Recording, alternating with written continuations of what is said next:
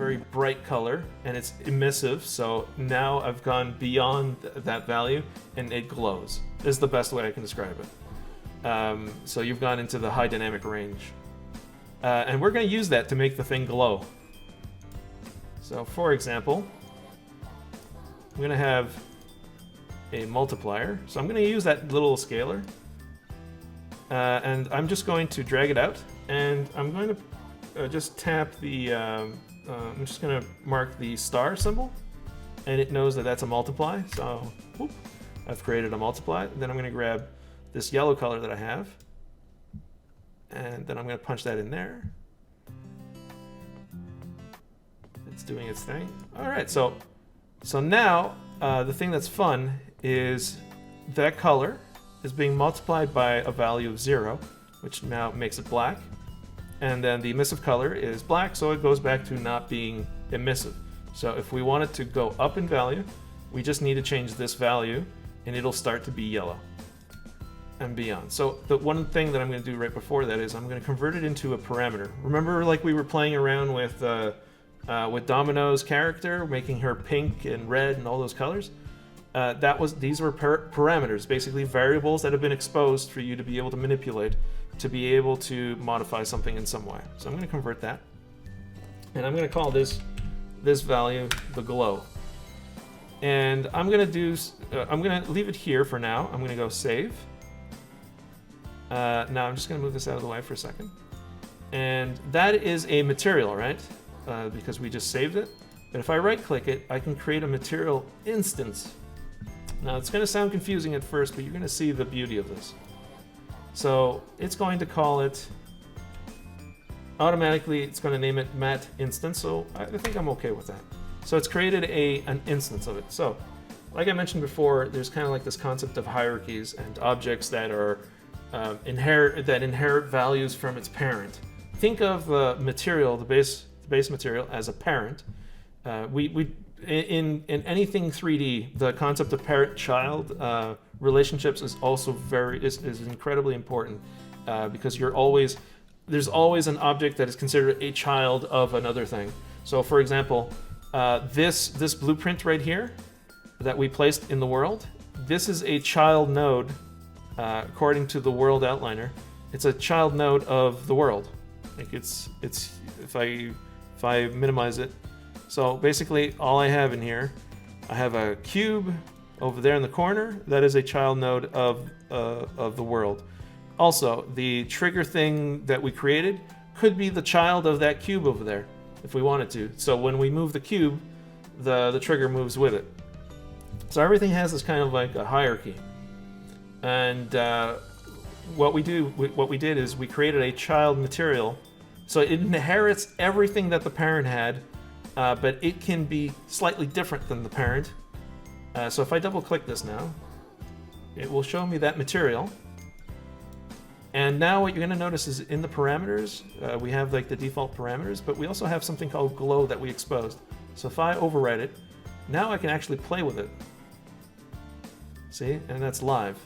So I'm basically changing the parameter here. Live because it is think of it as a difference to the parent. And this is very handy. So now we have an object that can be manipulated over here, and we can do all kinds of stuff with it. And we can have variations on it based on any parameter that we want. So what I'm going to do now is I'm going to apply it onto this object. So sorry if I keep jumping back and forth. I'm going to go to my blueprint here, and I'm simply going to grab this new object, or material rather, that I've made, and in the sphere that's inside the blueprint, I'm going to its material, and I'm going to click on this little arrow, which is going to say, use whatever I have selected over here and apply it onto the object. So now if I look, I have a glowing ball, and because it's selected, I'm going to deselect it, and now I have a glowing ball in the air.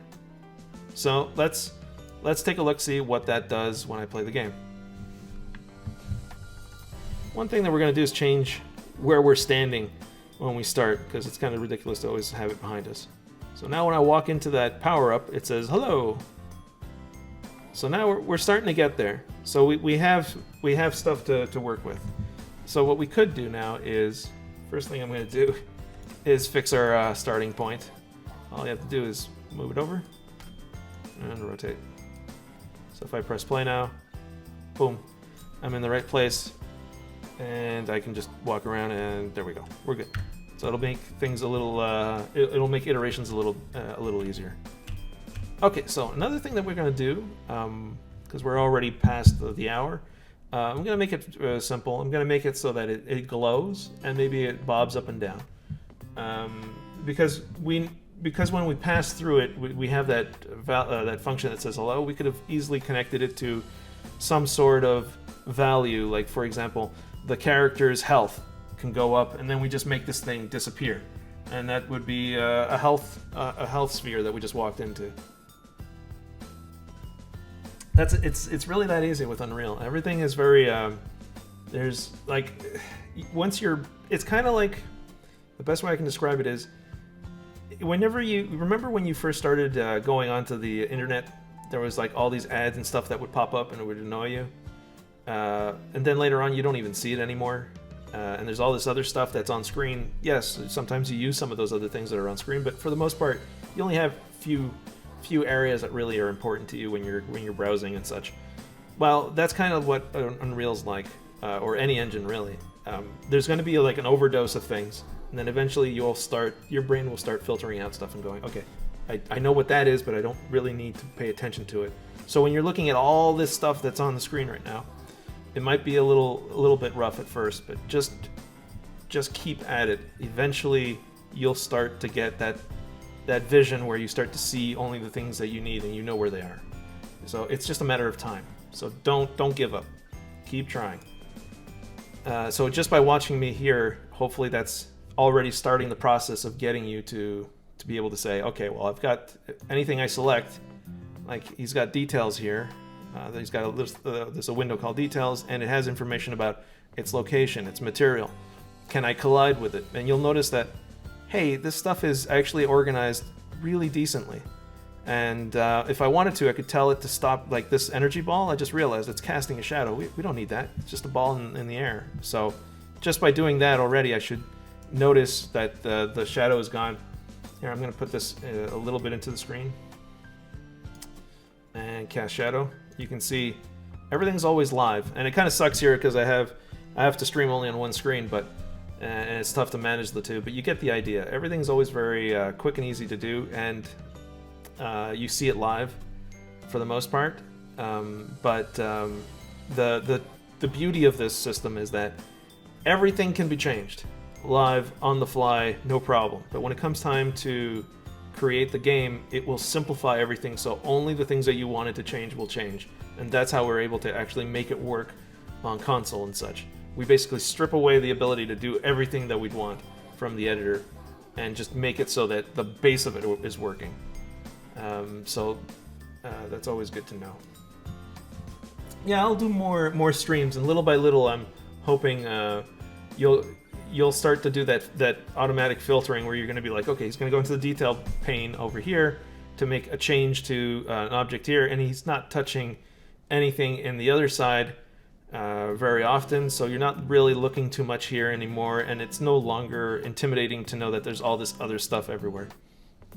Don't worry about it. We'll get through the other things later, but like I said, it just takes time.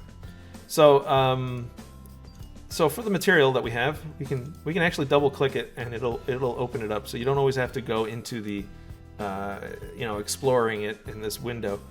And here we have the material, and we have the glow. So now what we're going to do is we're going to do something else.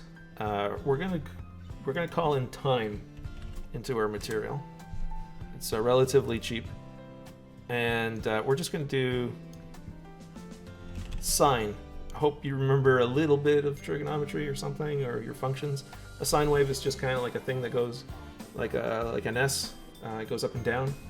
What's important to know about it is it goes from 0 to 1 basically, or -1 to 1. It's very simple math. Like sine wave, you should know. A sine wave goes like a wave. And all I'm doing is I'm taking the value that is the time, and I'm punching it into a sine wave, and then I'm going to multiply it by that glow that we had here. Again, I'm just going to press the star key. Like you can see, I press star. And now I have multiply, so then it goes like that. And I'm going to multiply those two values, and it should show you a preview here once it's finished recompiling. Give it a second. So apparently I was a little too aggressive with it, because we have a negative value and everything. We can make it so that, let's see. How about that? Still no. That's weird. Maybe we have to apply it here.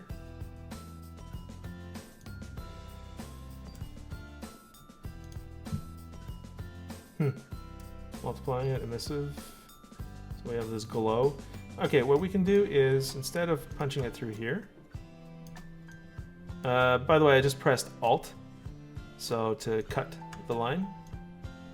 So I'm going to do this times this, like that. So basically the color times some value.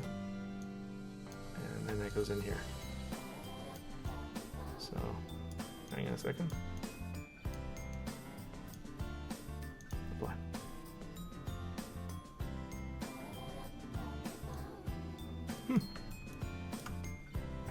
That's, yeah, this would have worked straight up in Unreal 4.26. Hang on a second. Is it working here? Yeah, it is working here. What do you know? Oh, I know what's going on. Good thing we were doing this live. Let's see here. It is set to real time. That is so weird. That is a bug, my friends. That is very strange. Show stats, show FPS. It seems to be a bug. It's not showing us live update. Real time.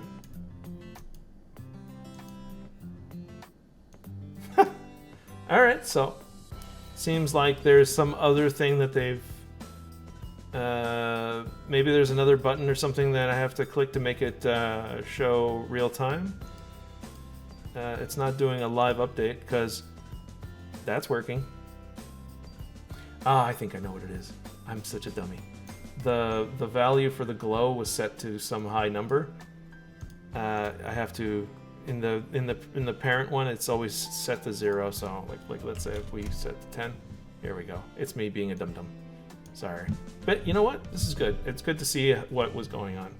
So now we have a little ball that decides to glow, and if we try to test that out, our little health bar is now glowing. And the time, like we walked in, it says the fun thing with the new Unreal is that we can even activate so that the glowing ball is actually a light. That's pretty crazy. That's funny. Normally you'd actually have to create a light source, like we have these objects in Unreal and any engine, which is kind of like a light that emits. In here, it's actually the material is actually emitting because we have a special feature called Lumen that's active in Unreal. That's pretty awesome.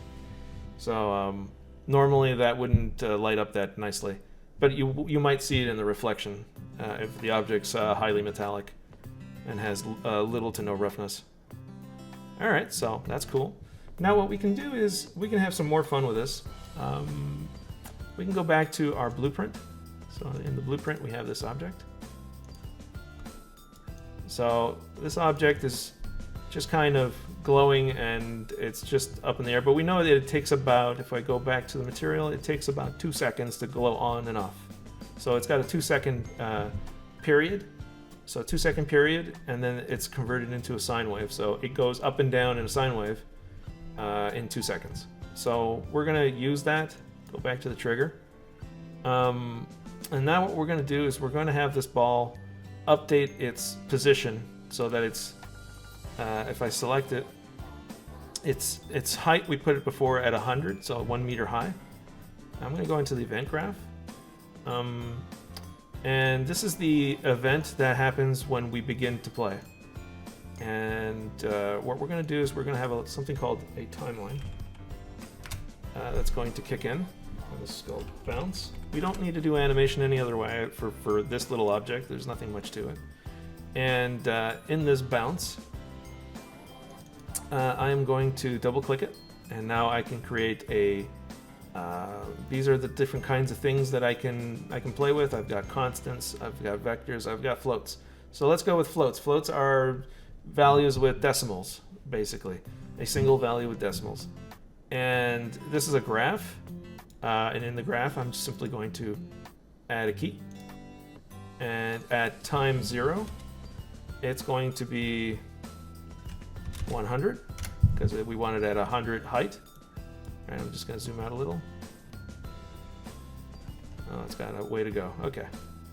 And let's see here. I'm just going to zoom it out a little. How much of a... I've got a 5-second loop here? Jeez Louise. Okay. Sorry about that. Okay, so we're going to set it to a... We said 2 seconds. And then I'm going to add another key. And that key will be time 2 seconds. It's going to be the same value, so we should have a straight line that... oh boy. Okay, nice and clean. Sorry about that. Okay, so if we look at the chart now carefully, the first key that we added, at time 0, its value is 100. And the other one is exactly the same thing, but at time 2. So after 2 seconds, it's there, and it's just a straight line. There is no actual animation. So I'm going to add a key here. Simply put, I'm just going to make it like this. That looks very straight lined. That's not going to be fun. So I'm going to turn it, I'm going to right click it, and I'm going to go user. Auto. Ah, there it is. And same thing with you, auto. So I've got these nice curves. I'm just going to play with the curve so it's a little bit softer, as you can see. So it's got a nice dip and goes back up. And this this height, I've set it to time 1 second. It's going to be at a height of 40, so 40 centimeters off the ground. So that's the bounce, and we're going to call this new track rename to I did a right click there, and it's going to be bounce height. And I'm going to close this, and now what you're going to see is that our little timeline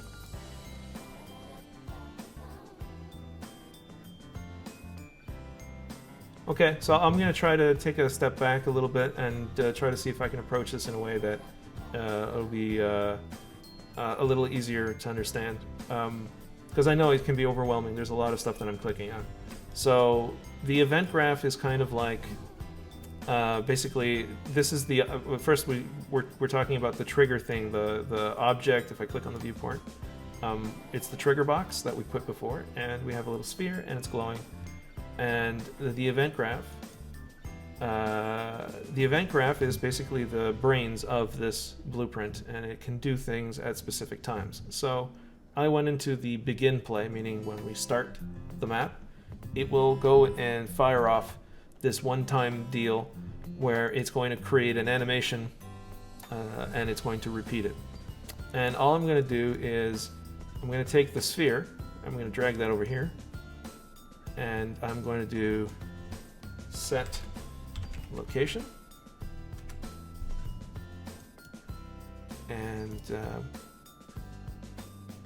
it's not going to let me break it. Okay. So I'm going to do a make. Okay, just give me a second. That's a boolean. What the heck? I want the value. Sorry, I made a boo-boo, so I'm going to drag that out.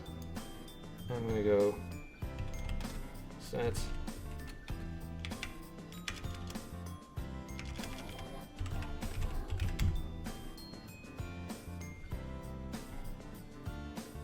Oh, it's because it was a get absolute. I want to do a set set world location.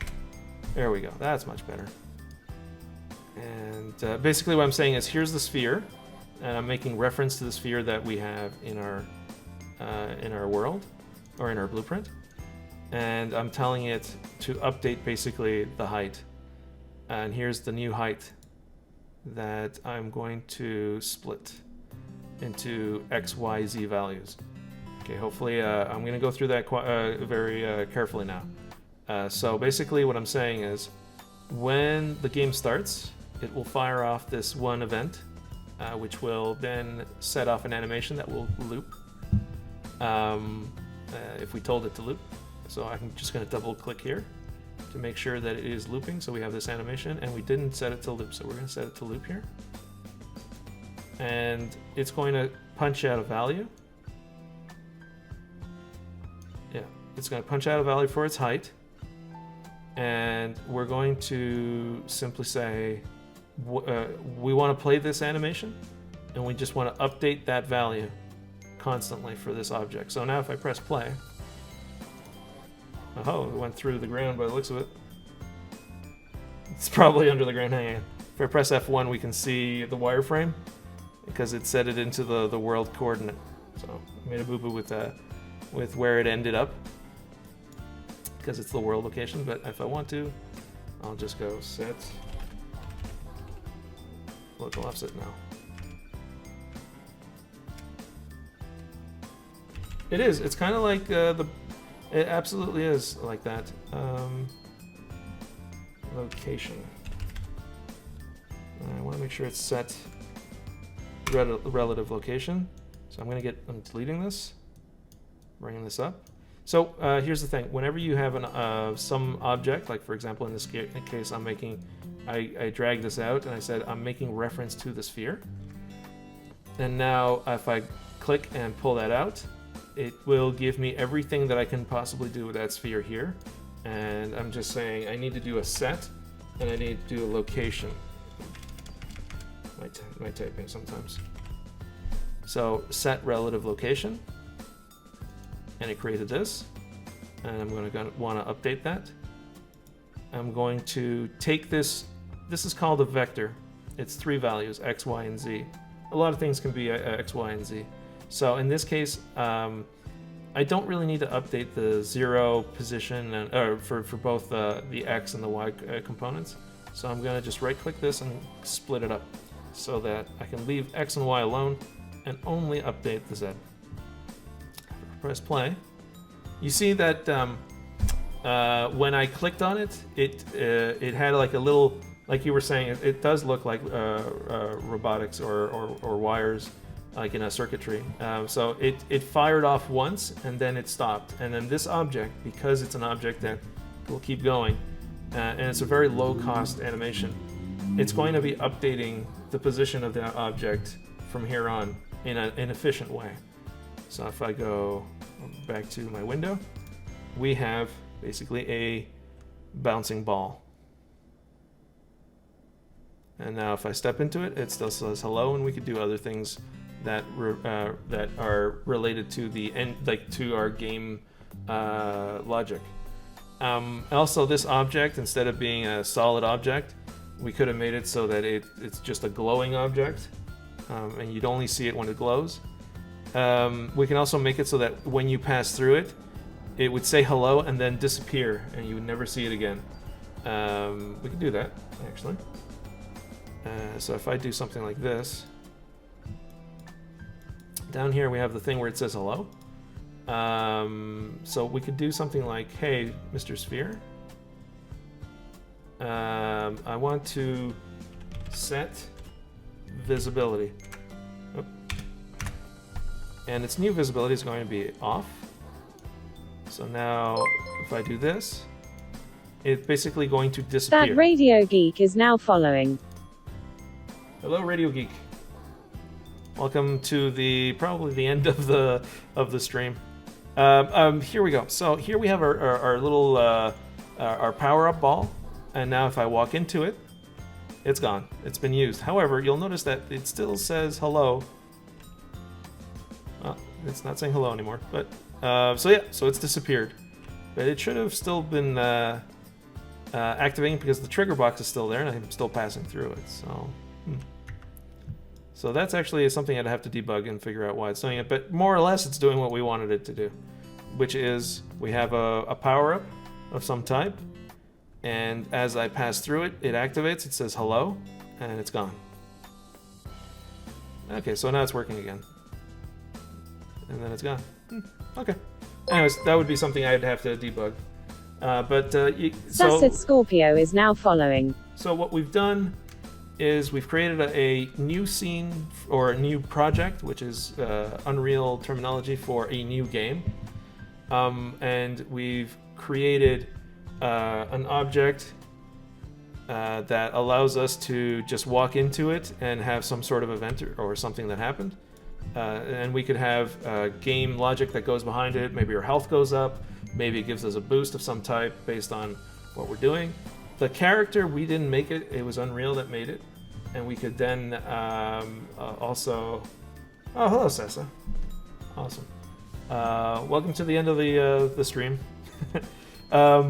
So we've created this project, this game.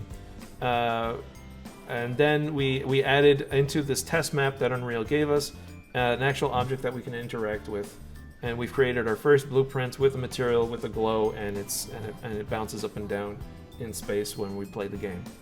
So what you would do from this point on is start replacing things. Like, for example, this character, you'd probably want to replace it unless you're that MMO that was a total fake that ripped off everybody, which kept it. But yeah, you'd probably want to replace that and put something better. And hey, Egg Tourist. Well, hopefully you got to see some of this video, because it kind of explains a little bit of how to start a new project. No worries. The VOD is going to be there, so you can see it from the beginning. So basically, this stream today was to start from the beginning with a fresh new scene, a fresh new project rather, and go through the steps of creating a game.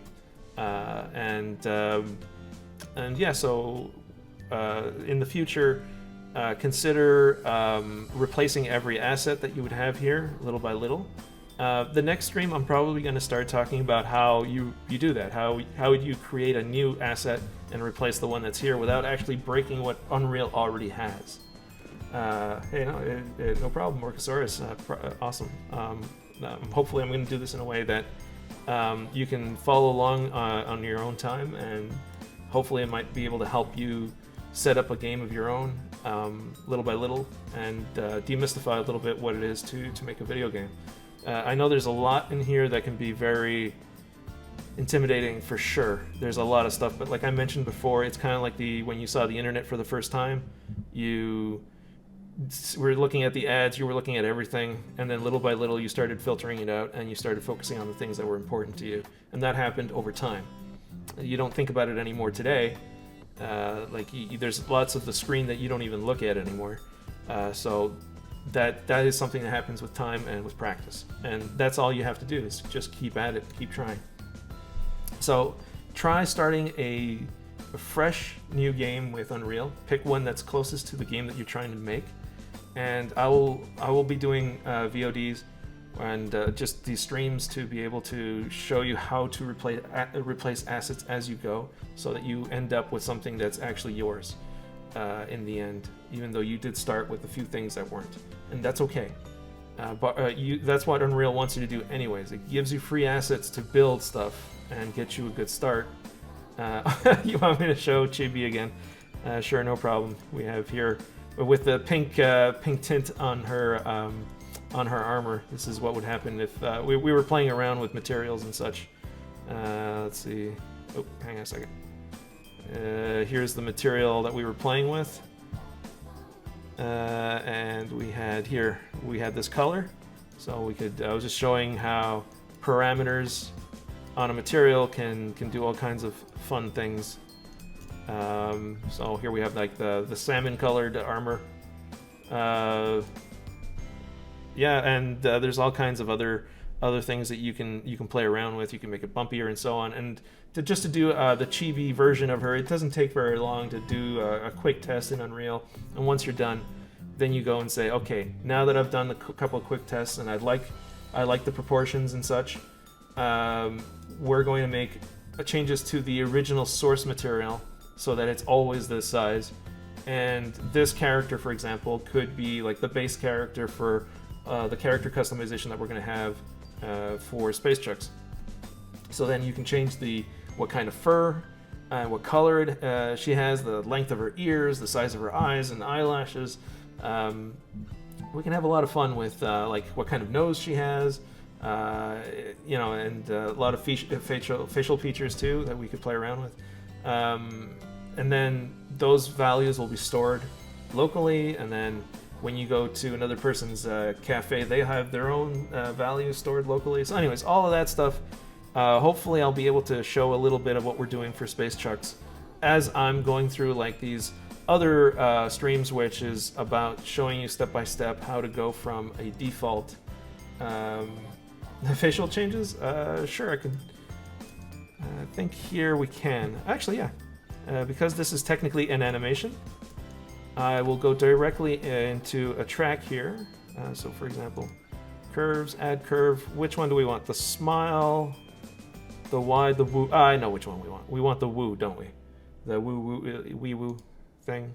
So if I go into here, I can do this.